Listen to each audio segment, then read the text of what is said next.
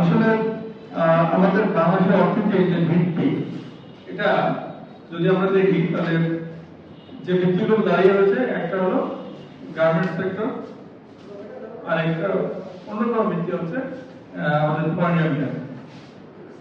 আমাদের প্রবাসী বাংলাদেশ থেকে যারা বিদেশে রয়েছেন, এটা অলমোস্ট 1 কোটি প্লাস।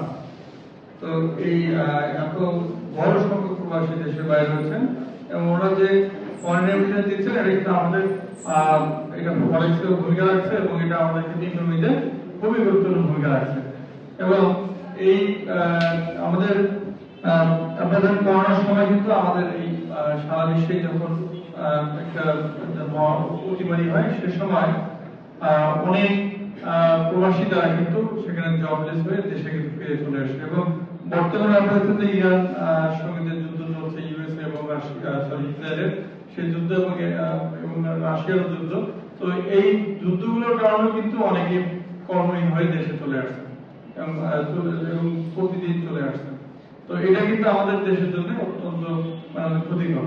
তো যখন আমরা সবসময় শান্তি চাই, তো তার মধ্যে কিন্তু বিভিন্ন কারণে, একটা করোনা আর এই বিভিন্ন যুদ্ধের কারণে কিন্তু দেশে অনেক চলে আসছে।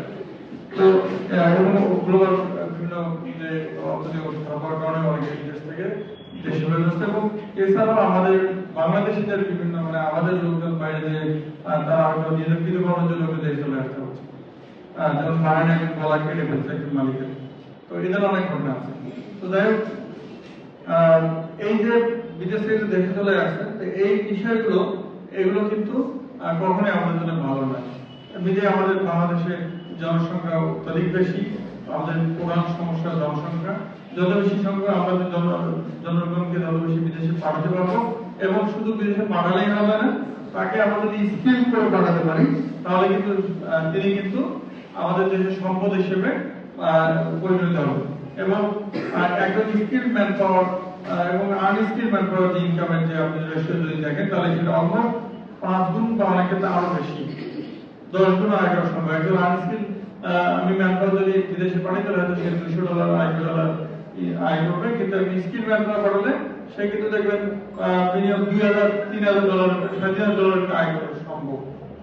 তো এই জন্য আমরা ম্যান পাওয়ার পাঠানোর সময় অবশ্যই এটা আমাদের সরকারের গুরুত্বপূর্ণ যে চিন্তা ভাবনা, যে স্কিল ম্যান পাওয়ার পাঠাতে হবে। আনস্কিল ম্যান পাওয়ার পাঠালে আমাদের সাথে খুব বেশি লাভ হয়। আপনি যদি পার্শ্ববর্তী দেশগুলো দেখেন, ভারত এবং শ্রীলঙ্কা, তারা কিন্তু স্কিল ম্যান পাওয়ার পাঠায়। আমরা যেগুলো অনেক পরে চিন্তা ভাবনা শুরু করেছি, সেটা কিন্তু ওরা ক্লাস থেকে 20 বছর আগে কিন্তু সেটা ওরা এগিয়ে গেছে।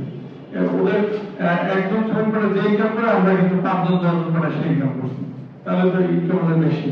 এটা তো একটা অ্যাসপেক্ট বা একটা অ্যাসপেক্ট দেখেন, যে প্রবাসীরা বিদেশে যাচ্ছে, তারা আবার কি করে বৈধ ফেলে সেই বিদেশি মুদ্রা পাঠাচ্ছে কিনা। আমাদের দেখেন যে বৈধ না পাঠিয়ে প্রবাসীরা কি করছে, হুন্ডির মাধ্যমে টাকা পাঠাচ্ছে। তো হুন্ডির মাধ্যমে এরপরে আমরা কমে গেছে অনেকটা সরকারের বিভিন্ন উদ্যোগের কারণে। তো হুন্ডির মাধ্যমে টাকা পাঠালে কিন্তু দেশে কোনো কাজে লাগে না, কারণ এগুলোতে কোনো বড় বিস্তার করে না, শুধু কি হবে, সে পরিবারটা কিন্তু সচ্ছল হবে, কিন্তু এটা দেশে ইকোনমিতে কোনো হিট করবে না, দেশের রিজার্ভ কোনো হিট করবে না। তারপরে সরকার চাচ্ছে যে শুধু আমি স্কিল ম্যান পাওয়ার পাঠালে হবে না, এই ম্যান পাওয়ারটা আমার যেন বৈধ চাইলে ফরেন রেমিটেন্সটা দেশে পাঠাবে।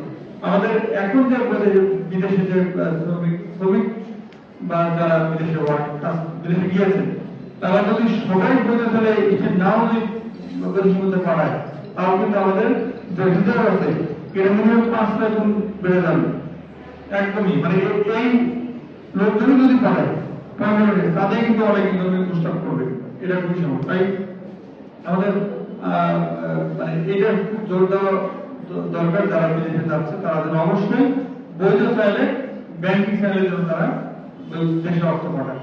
এবং স্কিল যেটার কথা বললাম, বিদেশে কিন্তু প্রচুর ম্যান পাওয়ার প্রয়োজন।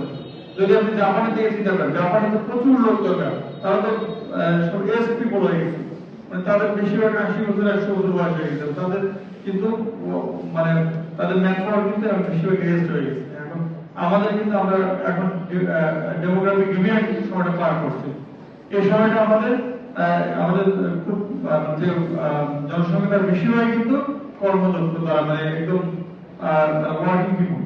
এই আমাদের এটা হচ্ছে নতুন সময়, আমাদের জনগণকে আমরা স্কিল ম্যান পাওয়ার জন্য বিদেশে পাঠাতে পারি, এবং এই ডেমোক্রেটিক ইউনিয়নকে ব্যবহার করে কিন্তু বিশ্বের অনেক দেশ কিন্তু অনেক তারা উন্নতি করেছে, আমাদের কিন্তু এই সুযোগ শুধু বর্তমানে পার করছে। তো এক্ষেত্রে আমাদের বিভিন্ন এনজিও তারা কিন্তু কাজ করে যাচ্ছে, ব্র্যাকও কিন্তু কাজ করে, আমি জানি ব্র্যাক লার্নিং সেন্টার আছে, তাদের অনেক ট্রেনিং সেন্টার আছে, তারাও এই নিয়ে কাজ করছে, সবার অনেক ট্রেনিং সেন্টার কাজ করছে, এবং স্কিল ম্যান পাওয়ার কোনো উপায় নেই। এবং এক হচ্ছে ল্যাঙ্গুয়েজ, স্কিল করতে হবে এবং ল্যাঙ্গুয়েজ শেখাতে হবে।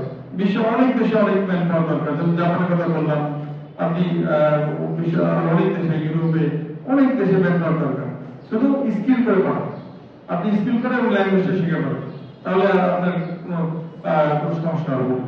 আর হচ্ছে তারপরে দেশে ফেরত চলে এসছে, এবং আমাদের মিডল ইস্ট থেকে অনেক নারী কিন্তু দেশে চলে এসছে, যারা কিন্তু ডিজিটাল হয়ে আসছে। এক্ষেত্রে আমাদের যারা রিক্রুটিং এজেন্সি দায়িত্ব পালন করছে, অনেকে কিন্তু সঠিক তথ্য না দিয়ে বিভিন্ন আমাদের অনেক মা বোনদের বিদেশে পাঠাচ্ছে, এবং তারা কিন্তু নির্যাতিত হয়ে আসছে। তো এই বিষয়গুলো কিন্তু দেখতে হবে, এবং তারা যেন সঠিকভাবে কর্মনিষ্ঠা পায় এই বিষয়ে খেয়াল করতে হবে, এবং তারা যেন মানে তারা যেন নির্যাতিত হয়ে যেন দেশে না আসে, সব আরো অনেক দেশে আছে কেউ খেয়াল করতে হবে। এবং যারা বিদেশে দেশে ফেরত আসছে তাদের জন্য আমাদের সরকারি কিন্তু রেস প্রজেক্ট রয়েছে, এবং আরো অনেক প্রজেক্ট রয়েছে। এই সরকার কিন্তু এই প্রজেক্টগুলো আমাদের চেষ্টা করছে যে যারা চলে এসে তার সমাজে রিইন্টিগ্রেশনের মাধ্যমে মূল স্রোতে আবার চলে আসতে হবে, এবং তাদের বিভিন্ন ইনকাম জেনারেটিং বিভিন্ন অ্যাক্টিভিটি তাদেরকে যুক্ত করার জন্য বিভিন্ন ধরনের অ্যাক্টিভিটি সরকার কিন্তু নিচ্ছে। এক্ষেত্রে সরকার কিন্তু বিভিন্ন যে মানে গভর্নমেন্ট যে বিভিন্ন দপ্তরগুলো রয়েছে, যৌন উন্নয়ন, সমাজসেবা, তারপরে কৃষি, মৎস্য, প্রাণী, বিভিন্ন ডিপার্টমেন্ট রয়েছে, তারা কিন্তু এই প্রজেক্ট আওতায় এই যারা বিদেশ থেকে ফেরত চলে এসেছে তাদেরকে তাদের কর্মসংস্থানের জন্য তাদের কিন্তু বিভিন্ন ধরনের ট্রেনিং দিচ্ছে, এবং গভর্নমেন্ট লোনের ব্যবস্থা করেছে। তারা কিন্তু খুব সহজে তারা এখান থেকে মানে প্রণোদনা পেয়ে তারা কিন্তু তাদের ইনকাম জেনারেট বিভিন্ন কাজে তারা যদি যুক্ত হয়, তাহলে কিন্তু এখান থেকে তারা যে বর্তমানে বেকার রয়েছে তারা সেখান থেকে কিন্তু ইনকাম করতে হবে, এবং এরা দেশে ইকোনমিতে প্রস্তাব করবে। বিশেষ করে নারীদের ক্ষেত্রে যারা রয়েছে তাদের ফোকাস খুব সম্ভবত নারীদের নিয়ে ফোকাস বেশি, তাই না? নারী হিসেবে দেখলাম।